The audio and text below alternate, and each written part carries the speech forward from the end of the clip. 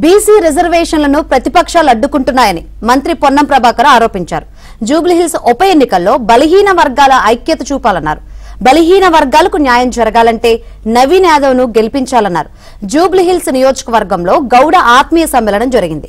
కాంగ్రెస్ అభ్యర్థి నవీన్ యాదవ్ కు ఏకగ్రీవంగా మద్దతు ప్రకటించాయి గౌడ సంఘాలు. అందరం కూడా రేపు పొద్దున ఉన్నత స్థానాలకు ఎదగాలనే ఆలోచనతో ఉండే సందర్భంలో ఈ ఉప ఎన్నిక వచ్చింది. ఈనాడు మనం పెట్టుకున్న సభ యొక్క ముఖ్య ఉద్దేశం కూడా మన అందరం కూడా ఐక్యంగా ఉండాలి. తోటి బలహీన వర్గాలకు సీట్ వచ్చినప్పుడు మనం సంఘీభావం చెప్పాలి, మన బాధ్యత అనేటువంటి అంశం కొరకు మాత్రమే ఇక్కడ గమనిద్దాం. నవీన్ యాదవ్ గెలుపుకు సంబంధించి మరి యువకుడు కష్టపడి పనిచేయగలిగే శక్తి ఉన్నది.